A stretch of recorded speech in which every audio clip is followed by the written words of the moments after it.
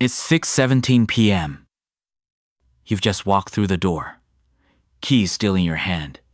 Shoes barely off. And suddenly, boom, a full-body collision of fur, paws, and uncontrollable joy slams into you like you've been gone for years. Your dog is whining, spinning, tail whipping like it has a mind of its own.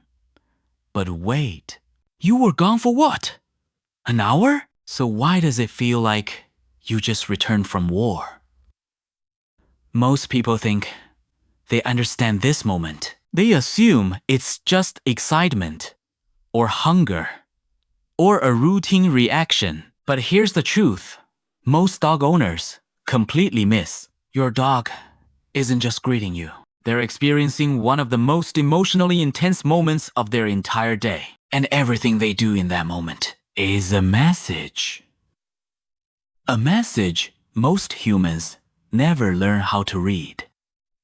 And once you understand it, you'll never look at your dog the same way again. So, before we go deeper, if you've ever felt like your dog understands you better than people do, comment yes below, because what you're about to see will prove that feeling is real.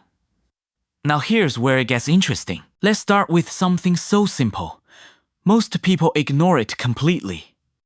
Licking your dog licks your hands, your face, sometimes even your feet. And you've probably been told, oh, they like the taste.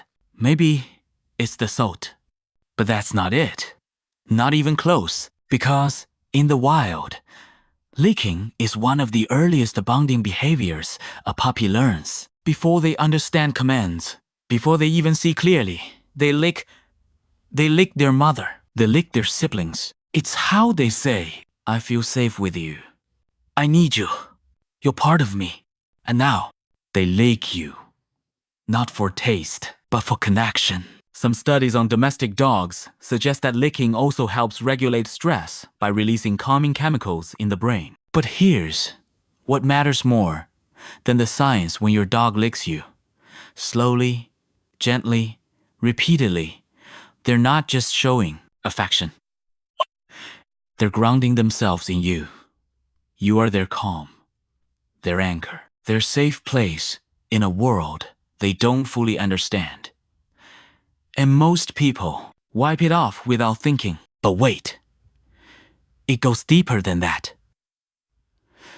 Because love, for a dog, isn't just shown when you come home. It shows up in the quiet moments, like this one. You sit down after a long day, and without hesitation, your dog curls up right next to you, or presses against your back, or disappears under the blanket beside your legs. Why? Warmth? Comfort? Partially. But the real reason is ancient. Dogs are pack animals. And in a pack, sleeping close isn't optional.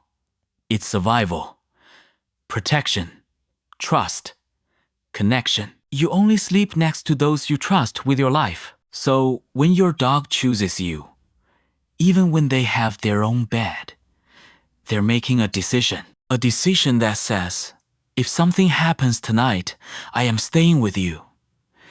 And here's something even more fascinating. Some research indicates that when dogs and humans sleep near each other, both experience a rise in oxytocin, the same hormone responsible for bonding between mothers and babies. Think about that. Your dog doesn't just sleep next to you. They bond with you chemically every single night. But here's the part most people miss. It's not just about closeness. It's about vulnerability. And nothing proves that more than this next behavior. The belly. Have you ever seen your dog roll over fully exposed looking at you? It seems playful, maybe even a little silly. But in the animal world, that position means one thing. I trust you not to hurt me. The belly is the most vulnerable part of a dog's body. No protection. No defense. So, when they show it to you, They're not just asking for rubs, they're offering trust. Complete, unfiltered trust. And here's the interesting part. Even if they don't want you to touch it, they still show it. Because the message isn't rob me. The message is, I feel safe enough to be defenseless around you. Now, pause for a second. How many beings in your life trust you like that? Exactly. But wait, there's another behavior that confuses a lot of people. Following you everywhere. Kitchen, there, bathroom, waiting, bedroom, already ahead of you. At some point, you've probably thought, can I get 1 minute alone? But here's what's really happening. Your dog isn't following you because they're needy. In the wild, separating from the leader is dangerous.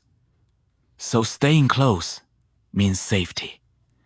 It means awareness. It means connection. And when your dog shadows you like that, they're not invading your space. They're choosing you over and over again, every step. But here's where it gets even more emotional. Because sometimes they don't just follow, they check on you. You're sitting on your phone, working on your laptop, and suddenly, a paw, soft, gentle, placed on your leg, or your arm, or even your chest. No barking, no demand, just touch. And it feels small, but it's not. That tiny gesture is one of the most powerful emotional signals your dog can give. Because it means, I need to feel you. Not food, not play. You. Especially when you're stressed, distracted, distant, they sense it.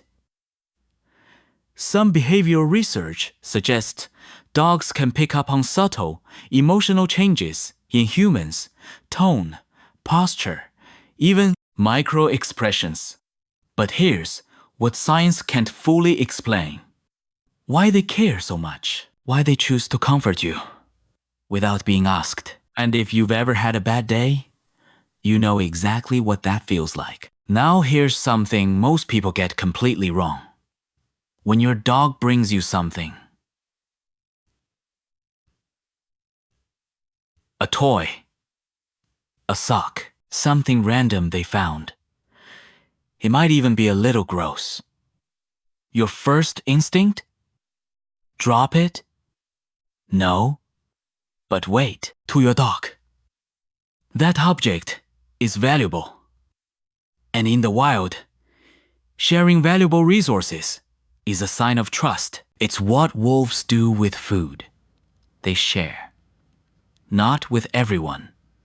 Only with those they trust deeply. So, when your dog drops something at your feet, they're not being annoying. They're saying, this matters to me, so I want you to have it. That's love, in its rawest form. But here's where things take a surprising turn. Protection. You're walking. Someone approaches, and suddenly, your dog stiffens, steps closer, maybe even positions themselves between you and the stranger. It doesn't matter if they're big or small. Something shifts, and most people think, oh, they're being aggressive. But that's not always true, because protection comes from attachment. Your dog sees you as part of their pack, and protecting the pack is instinct. It's not taught. It's felt. And they don't calculate risk like humans do. They don't think, this person is bigger than me. They think, this is my human, and that's enough. Now, here's something softer, but just as powerful. Eye contact. Not the hard stare. Not the alert. Focus, but the soft, slow gaze. Maybe with a bee. Maybe with relaxed ears. That moment when your dog looks at you, and it feels like they're saying something. Studies on dog cognition suggest that soft eye contact between dogs and humans increases bonding hormones in both. But here's the emotional truth behind that. They're not just looking at you. They're connecting with you. Without words, without sound, just presence. And if you've ever held that gaze, you felt it. That quiet, unexplainable warmth. But wait, there's a behavior that often gets misunderstood. Play biting. Those gentle nibbles. No pressure. No harm, just contact. Some people worry about it. But in reality, it comes from puppyhood. It's how dogs learn boundaries, how they communicate, how they connect physically. So, when your dog play bites you gently, they're not being aggressive. They're inviting you into their language. A language built on trust, control, and closeness. But here's the part that hits the deepest forgiveness. You step on their paw by accident. You raise your voice. You get frustrated. And for a moment, they pull away. But then, minutes later, they come back, tail wagging, eyes soft, like nothing ever happened. No resentment, no holding grudges, just love. Dogs don't live in the past. They live in the now. And in that moment, they choose connection over ego every time. Think about that. How many relationships in your life work like that? Exactly. Now, here's something subtle, but incredibly powerful. The head tilt. You talk to your dog, and they tilt their head like they're trying to decode every word. And in a way, they are. Dogs don't just hear sounds. They read tone, emotion, energy. Some studies suggest head tilting helps them process auditory signals more effectively. But here's what matters more. They're trying to understand you. Not just what you say, but how you feel. And that effort, that curiosity, that desire to connect, that's love. But wait, there's one more layer. One most people don't notice until it's already there. Your dog starts talking back. Not in words, but in sounds. Soft whines, little growls, morning howls, responses. You speak, they answer. It becomes a rhythm, a dialogue, a connection that goes beyond species. And at that point, something shifts. You're no longer just owner and pet. You're something else, something deeper. A shared language built over time, built on trust, built on love. And here's the final truth. If your dog does even a few of these things, you are not just part of their life. You are their entire world. They don't care how much money you make, how you look, what mistakes you've made. To them, you are the one who came home, the one who stayed, the one who mattered. And they choose you every single day. So here's the question. Do you choose them back? Because once you understand what these behaviors really mean, you don't just see your dog differently. You treat them differently.